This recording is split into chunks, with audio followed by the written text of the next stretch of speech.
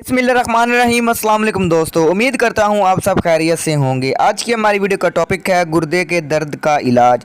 मैं आज आपको गुर्दे के दर्द का ऐसा नुस्खा बताऊंगा कि इंशाअल्लाह ताला आपकी ज़िंदगी बदल कर रख देगा और कभी भी आपको गुर्दे का दर्द नहीं होगा ये नुस्खा इस्तेमाल करके। बहुत ही मुजरब और अक्सरी नुस्खा है। ये इतना कमाल का नुस्खा है, अगर आप इसे बनाकर इस्तेमाल करेंगे तो इंशाअल्लाह ताला 2-3 ही खुराकों में आपको पूरी ज़िंदगी गुर्दे का दर्द नहीं पड़ेगा।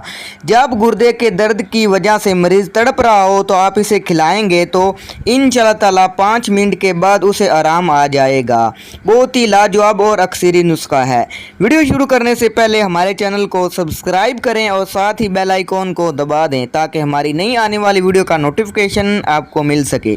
तो चलते हैं वीडियो की जानिब। नुस्खे की खास बात यह है कि ये नुस्खा मुझे किसी दरवेश ने दिया था कि लोगों को ये फीस बिलिल्लाह देना है, तो मैंने कई मरीजों को ये फीस बिलिल्लाह दिया है और उन्हें ताहयात गुर्दे का दर्द नहीं पड़ा।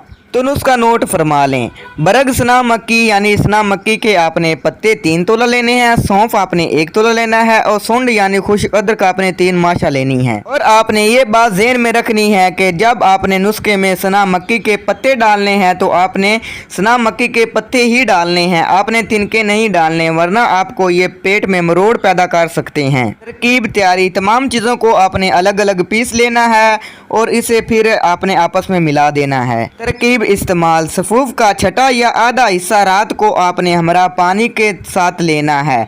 सुबह को अगर हाजत खुलकर आए तो भलाई समझें, अगर खुलकर ना आए तो खुराक की मकदार बढ़ा दें, अगर हाजतें ज़्यादा आए तो मकदार कम कर दें। नोट: ये दवाई एक रात छोड़कर दूसरी रात खाएं जब तक तमाम सफूफ ख़त्म हो जाए। तो दोस्तों, ये नुस्खा आपको कैसे लगा? आप इसे फीस बिलिल्लाह लोगों को बना कर दें और उनका भला करें। अगर वीडियो आपको पसंद आए तो आपने इसे ज़रूर लाइक करना है, चैनल को सब्सक्राइब करना है और दुआओं में याद रखना है। अल्लाह हाफिज़।